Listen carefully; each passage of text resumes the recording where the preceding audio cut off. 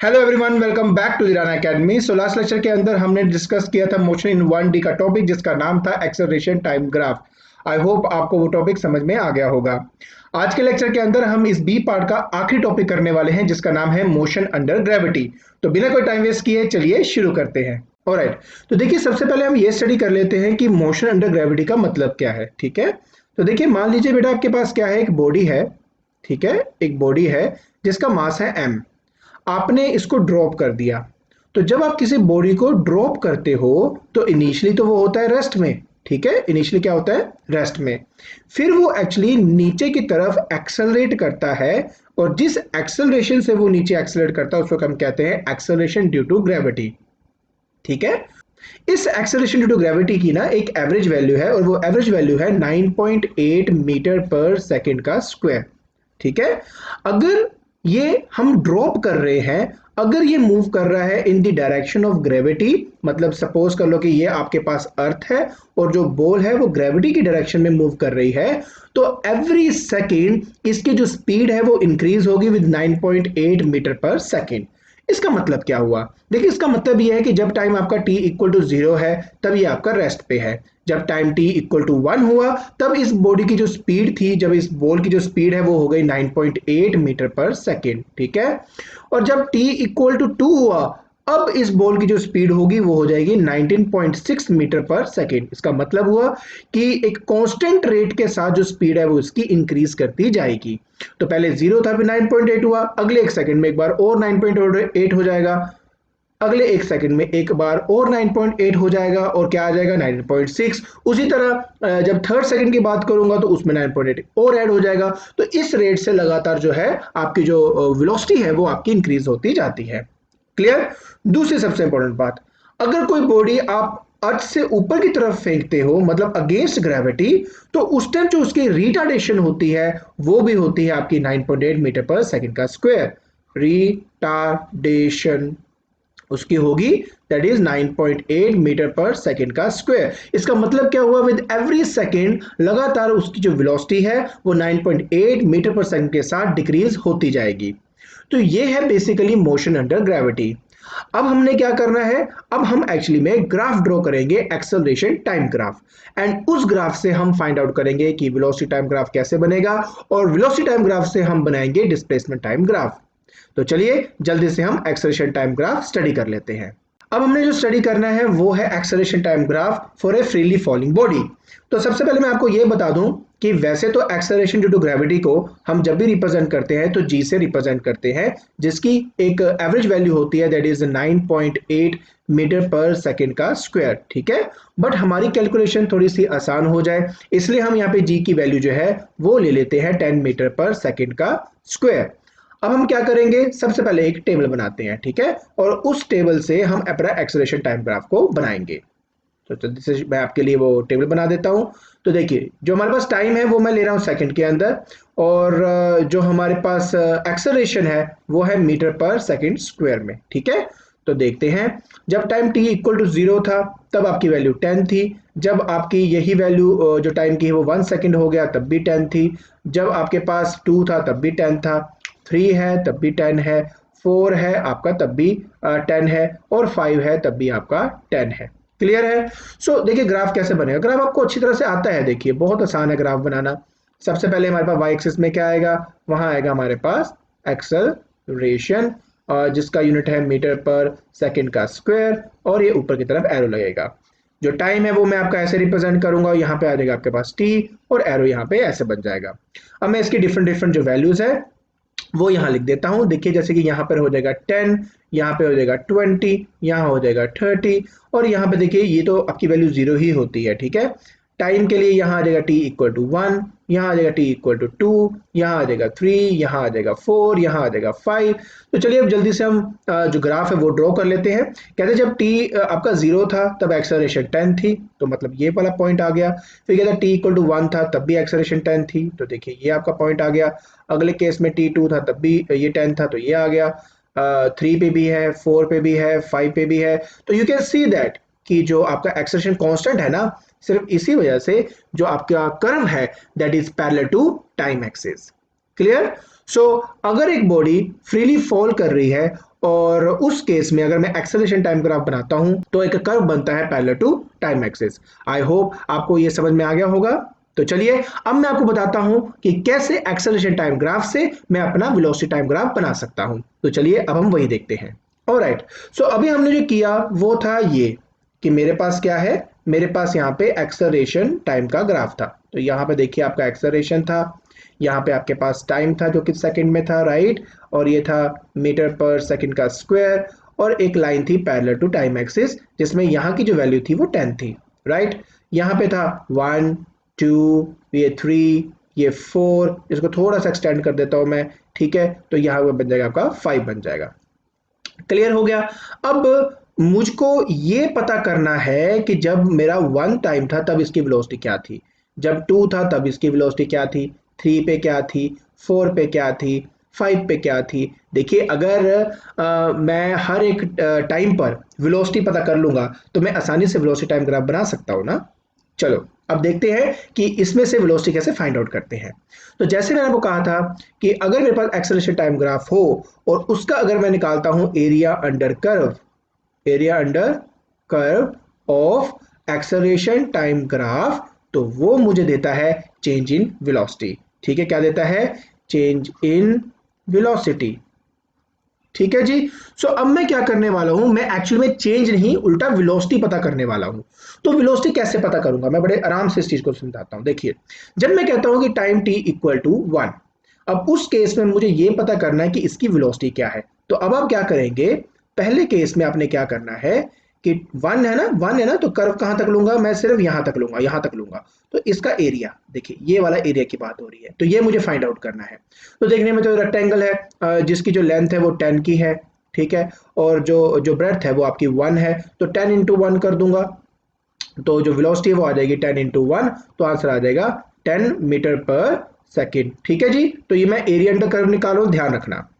अब ये चेंज नहीं आया, अब ये क्या आया है, वेलोसिटी आई है। अब आई टेल यू डिफरेंस क्या है, मैं डोंट वरी, मैं सब बताऊंगा। जब मैं कहता हूं कि टी इक्वल टू 2, अब प्लीज ध्यान से सुनना, अगर मैं कहता हूं टी इक्वल टू 2, ठीक है जी, और अगर मैं सिर्फ इतने पोर्शन का, सिर्फ ये जो दिख रहा है ना 1 से 2 के बीच में, अगर इतने पोर्शन का एरिया निकालूंगा तो वो मुझे चेंज इन वेलोसिटी देगा। लेकिन मुझे निकालना है वेलोसिटी, तो उस केस में मैं क्या करूंगा, उस केस में मैं ये जितना भी कर्व आपको दिख रहा है, ये जितना भी कर्व दिख रहा है, इस सारे का एरिया अंडर कर्व निकालूंगा। जब मैं सारे का एरिया अंडर कर्व निकालूंगा तो मुझे वो वेलोसिटी देगा at T equal to 2 second. तो देखिए नीचे लेंथ कितनी है 2 की, हाइट तो अभी भी 10 है, तो जो वेलोसिटी है वो मेरे पास आ जाएगा 10 into 2, that is equal to 20 metre per second. तो अगर मैं सिर्फ ये छोटा सा ब्लॉक लेता तब तो सिर्फ मुझे क्या देता, चेंज इन वेलोसिटी देता, बट मैं ओरिजिन से सारे के सारे जो कर्व आ रही है उसका एरिया निकाल रहा हूं तो वो मुझे वेलोसिटी देगा। ठीक है, उसी तरह जब मैं टी इक्वल टू 3 की बात करूंगा तो मतलब है मुझे ये सारा जो जितना भी एरिया है ये मुझे फाइंड आउट करना है। तो जल्दी से मैं बाकी का भी कर लेता हूं। तो टी इक्वल टू 3 में v आ जाएगा आपका 10 into 3, that is 30 metre per second.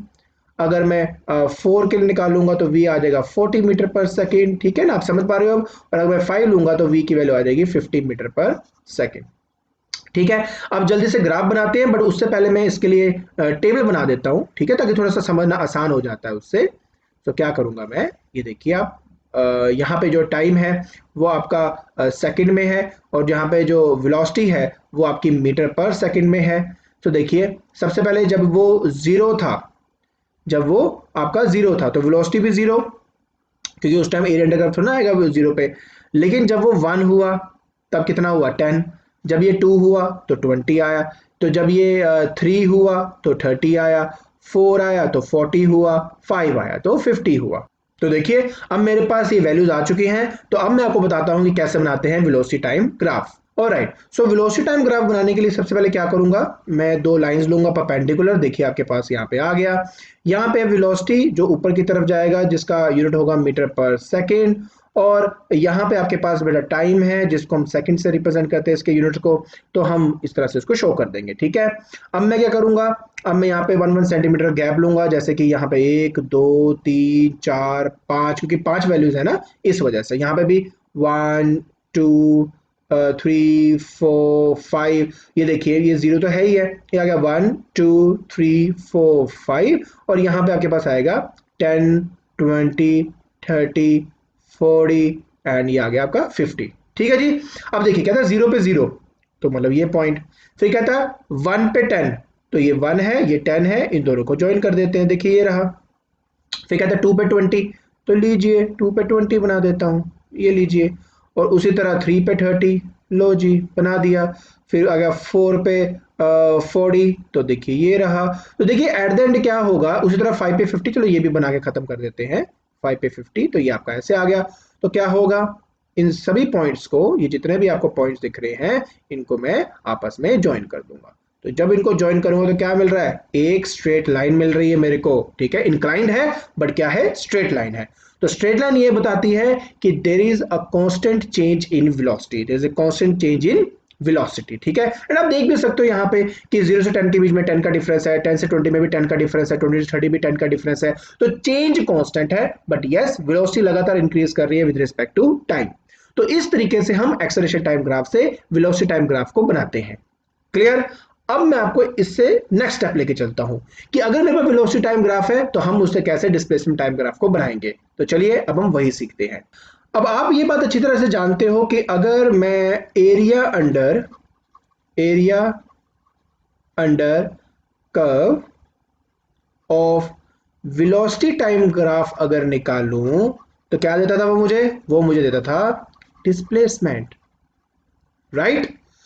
सो अब उसको मैं कैसे फाइंड आउट करूंगा, अब मैं आपको बताता हूं उसको कैसे करेंगे। तो सबसे पहले देखिए टेबल तो हमने बनाना ही है, तो एक टेबल मैं यहाँ पे आपके लिए क्रिएट कर देता हूँ पहले से ही, कि मेरे पास यहाँ पर आएगा ऊपर की तरफ सबसे पहले टाइम जो कि सेकंड में है, एंड उसके बाद आएगा डिस्प्लेसमेंट, है ना। डिस्प्लेसमेंट को हम डी से रिप्रेजेंट कर देते हैं, और जो उसका यूनिट है वो आपका मीटर हो जाएगा। ठीक है, इसमें भी हमारे पास 5 वैल्यू, ये देखिए 2 3 4 और ये 5 हमारे पास वैल्यू आ जाएगी। अब कैसे करूंगा, तो जब हम बात करते हैं t इक्वल टू 1, ठीक है, तो मुझे क्या निकालना है, इसका एरिया अंडर कर्व निकालना है ना। तो ये देखिए ये वाला जो हिस्सा है ना, इस वाले हिस्से का एरिया निकालना है। तो जो मेरा d है उसकी वैल्यू आ जाएगी half into base into height, तो बेस क्या है आपका यहाँ पे 1 है, तो देखिए यहाँ पे 1 आ जाएगा, और हाइट कितनी है 10 की, तो आंसर जो है वो आपका आ जाएगा 5 मीटर। ठीक है, जब मैं बात करता हूँ t इक्वल टू 2, तो मतलब अब जो कर्व है ना यहाँ तक, इसका मुझे हिस्सा लेना है, ये वाला हिस्सा। तो अब जो नीचे वाला पोर्शन है वो कितना हो जाएगा 2, ठीक है, और हाइट कितनी है 20, तो इस केस में आ जाएगा हाफ इंटू 2 इंटू 20, और आंसर आपके पास 20 मीटर आ जाता है। जब मैं ट्राई करूंगा टी इक्वल टू 3, तो जो डी है मेरे पास आएगा हाफ इंटू 3 इंटू 30, क्योंकि इस केस में आपको यहां तक की जो वैल्यू है वो सारी की सारी जो एरिया है वो कंसिडर करना है। तो देखिए ये आपका करके 15 आ गया, 15 3 होते हैं आपके 45, तो यहाँ 45 जो मीटर है वो आपके पास आंसर आ जाएगा। उसी तरह जब मैं कहता हूँ T equal to 4, so D जो है वो आ जाएगा half into base into height, तो बेस आपका देख सकते हो 4 का है और हाइट जो है आपका 40 का है, तो आप जानते हो बेटा ये देखो 2 आएगा, और जो डी है वो आपका आ जाएगा 80 मीटर। एंड लास्ट जब टी इक्वल टू मैं 5 कहता हूँ तब क्या होगा, तो डी आ जाएगा बेटा हमारे पास हाफ इंटू जो बेस है वो आपका 5 का है, हाइट आपकी 50 है, सो यू नो दैट देखो बेटा ये 25 आ गया। So when you solve it आपका आंसर आता है 125 का मीटर। ठीक है, अब ये सब वैल्यूज को मैं टेबल में पुट कर देता हूं। देखिए तो 0 पे 0 कोई प्रॉब्लम नहीं है, ओके, सो 1 पे 5, ओके, 2 पे 20, ठीक है, एंड 3 पे 45, उसके बाद हमारे पास आता है दैट इज 4 पे 80, एंड लास्ट हमारे पास आता है दैट इज 5 पे 125। ठीक है जी। तो ये देखो मैंने ऑलरेडी टेबल बना लिया है। अब इस टेबल की हेल्प से मैं बनाऊंगा अपना डिस्प्लेसमेंट टाइम ग्राफ, तो जल्दी से हम उसको बनाते हैं। तो जब हम बात करते हैं डिस्प्लेसमेंट टाइम ग्राफ की, तो क्या करना होता है, देखिए मैं आपको पहले भी बताया है। सबसे पहले हम क्या करेंगे, हम दो लाइंस बनाएंगे which are perpendicular to each other, जैसे कि मैंने यहाँ पे बनाया है। ठीक है, थोड़ा ऊपर तक ऐसे बनाया था क्योंकि इसमें जो वैल्यूज है ना वो 0 से 125 तक है, इसलिए। ऑलराइट, सो यहाँ पे आ जाएगा बेटा मेरे पास डिस्प्लेसमेंट जो ऊपर की तरफ जा रहा है, जिसका यूनिट जो है वो मीटर है, नीचे मेरे पास टाइम है यहाँ पर, और वो सेकंड में है, और वो इधर की तरफ होगा इसका एरो। ठीक है जी। चलिए अब आपको पता मुझे क्या करना है, उसके मुझे इक्वल जो स्पेस के साथ मार्क्स लगाने हैं, जैसे 1 1 सेंटीमीटर का गैप देके। तो यहाँ का 1, यहाँ का 2, यहाँ का 3, यहाँ का 4, ये आपका 5 आ जाएगा, और देखिए यहाँ आ जाएगा 1 2 3 4 5 6 7 8 9 10 11 12 एंड सो ऊपर मान लेते, ठीक है, यहाँ तक आ गया सपोज। और एक जी अब मुझे इनकी जो वैल्यूज हैं वो डालनी है, ठीक है जी। तो कैसे करूंगा देखिए, सबसे पहले तो यहाँ पे आएगा 1 2 3 4 एंड 5, यहाँ तक तो आ गया। और यहाँ डाल देता हूँ मैं 10, दैट इज 20 30 40 50 60 70 80 90 100 110 120 125 के लिए ना सबसे ऊपर एक पॉइंट ले लूंगा, ठीक है।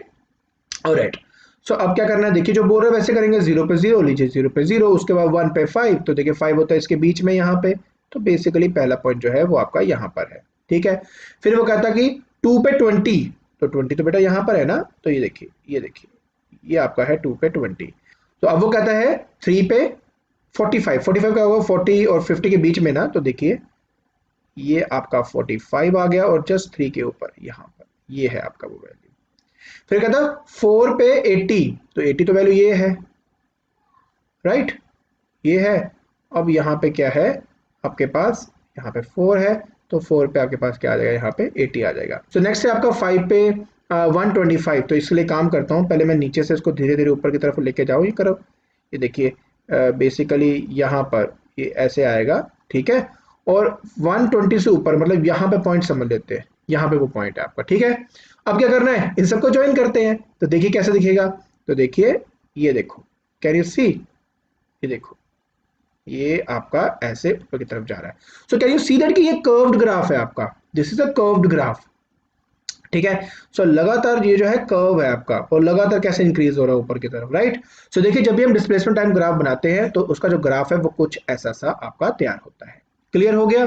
चलिए अब मैं आपको बताता हूं कि ये जो डिस्टेंस है ये टाइम पे कैसे डिपेंडेंट है, मैं आपको ये भी दिखाता हूं। तो मैं क्या करने वाला हूं, मैं एक्चुअली टी का स्क्वायर करने वाला हूं और फिर डी और टी के बीच में ग्राफ बनाऊंगा, ठीक है।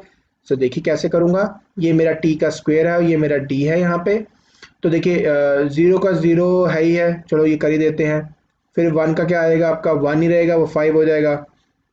2 का आ जाएगा 4 20, 3 का आ जाएगा 9 45, 4 का आएगा 16 80 एंड 5 का आएगा 25 एंड 125। क्लियर हो गया जी। अब मुझे क्या करना है, अब मुझे इस वैल्यू को लेकर फिर से ग्राफ बनाना है डी और टी स्क्वायर के बीच में, तो जल्दी से हम उसको बना लेते हैं। अब हम बनाएंगे इसका डिस्प्लेसमेंट टाइम ग्राफ, लेकिन प्रॉब्लम ये है कि ये थोड़ी सी अलग टाइप की वैल्यूज हैं, तो इसलिए मैंने इसका इस्तेमाल किया है एक्सेल शीट के अंदर। आपका ये, आपने इसे कुछ भी नहीं करना, सिर्फ आपको समझाने के लिए कि सचमुच मेरा जो डिस्प्लेसमेंट है वो टी स्क्वायर पे डिपेंड करता है, इसलिए मैं यहाँ पे एक्सेल शीट का इस्तेमाल कर रहा हूँ। अगर आप चाहें तो ग्राफ पेपर लेकर प्रॉपरली एक एक पॉइंट को मार्क करके जब आप इसको ड्रॉ करेंगे तो एग्जैक्टली आपको वैसा ही रिजल्ट मिलेगा जो मुझे अभी एक्सेल शीट के अंदर मिलने वाला है। तो चलिए जल्दी से एक काम करते हैं, ये जो वैल्यूज हैं ये एक्सेल शीट में डाल के अपना ग्राफ बनाते हैं। चलिए अब हम वही करेंगे। अब क्या करते हैं, सबसे पहले देखिए हम यहाँ पे लिख देते हैं दैट इज टाइम का जो हमने लिया है यहाँ पे स्क्वायर लिया हुआ है, ठीक है। यहाँ पे हमारे पास आ जाएगा टाइम का स्क्वायर, ठीक है।